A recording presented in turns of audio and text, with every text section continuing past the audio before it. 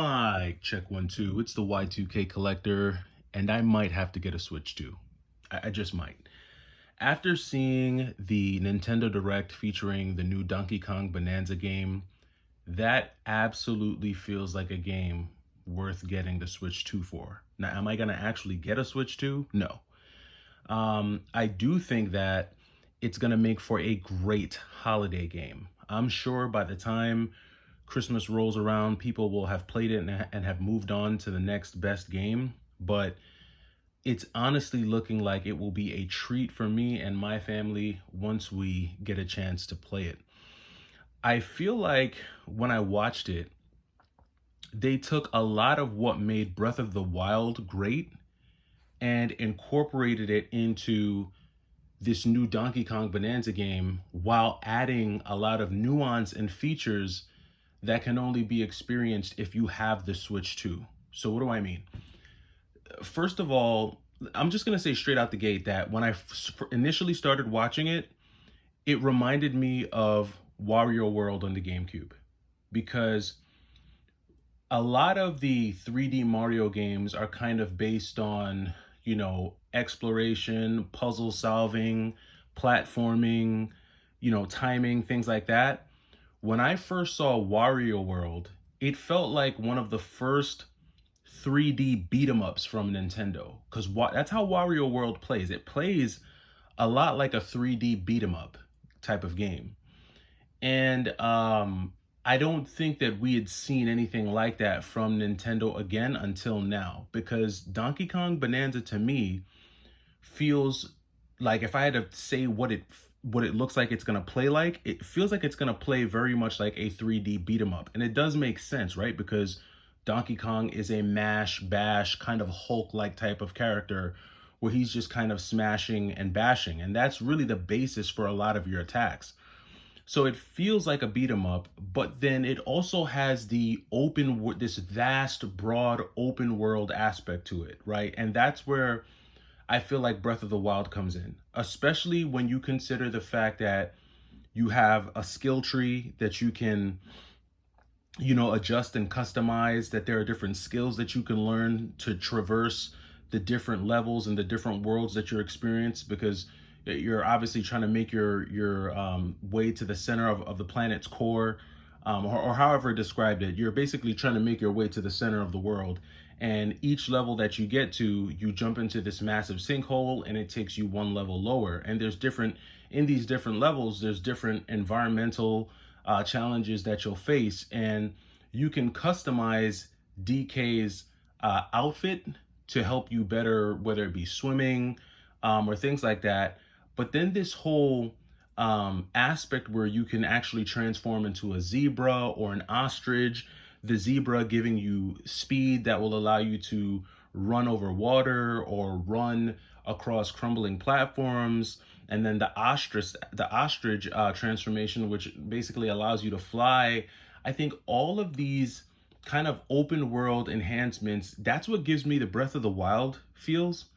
But then the beat 'em up aspect, especially when you're getting into your boss battles and you have to transform, because he does have the ability, once you I guess acquire enough of those golden bananas, you do get the ability to transform and basically go like Super Saiyan mode where his bashes and his attacks are that much more powerful.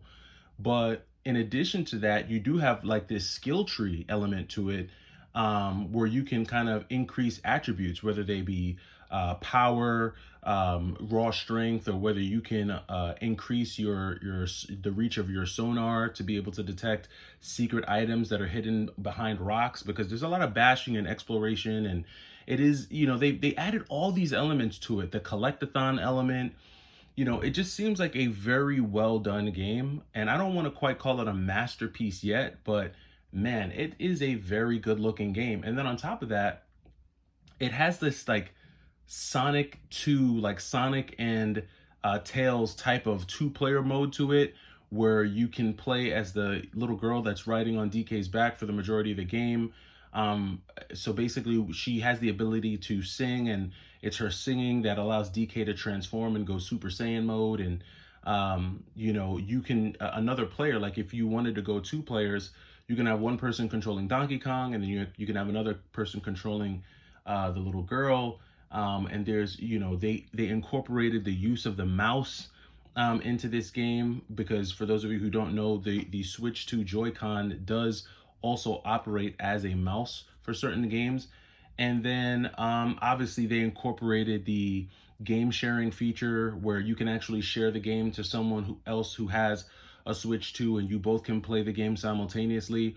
Or you can actually share the games to someone who has a regular Switch. So even if you don't have another Switch 2, you can share it to someone else and they can play alongside with you from their Switch and enjoy the game. And I think that this was just from the look of it, it's a very well done game. And Donkey Kong, my man, you've come quite the long way from Donkey Kong has come a long way. And I think they did a really, really good job with this game. I feel like I said, in my opinion, when I look at it, I feel like it's a combination of Wario World on the GameCube, Breath of the Wild, which I guess is on the Switch.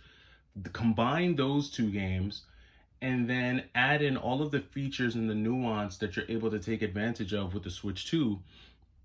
And I feel like you have this next level, like, action adventure beat 'em up game starring Donkey Kong. And I think it's a very, very interesting game. Kudos to Nintendo. I think they did a really good job with this one. I was actually pretty psyched to watch it. It just, when you're watching the direct, it's just feature after feature and different aspects, and it is complex. And there's a lot that you can do, and there's a lot to be discovered, but I think that's going to add a lot to its replayability. And I think this is going to be a game that people play and play and play again, trying to master the game in different ways and leveraging different skill sets that you can, optimize with Donkey Kong. And I think because of that reason, it is going to be a very replayable game. Much like Super Mario 64 was a very much a replayable game, much like Breath of the Wild has been a very replayable game. I think they gave Donkey Kong his own universe here. And obviously we've had other Donkey Kong games, but I think this kind of just raises the bar for Nintendo based on what I've seen. I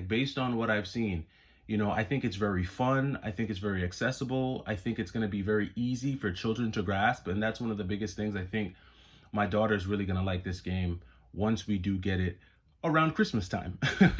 Like I said, I think it's very tempting. It's an amazing game. It makes me want to get a Switch 2.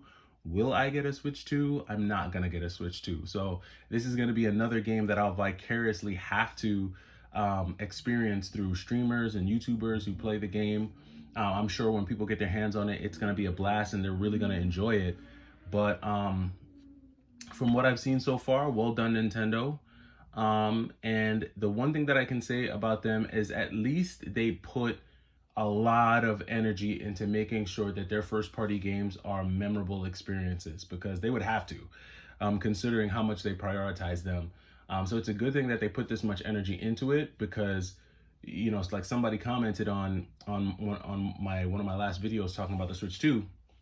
They said that they only get Nintendo consoles for the first party games. And if you are a person who gets Nintendo consoles strictly for the first party games, that's okay. You don't need to care about the third party support. I'm more of a third party guy, so that's why I can wait.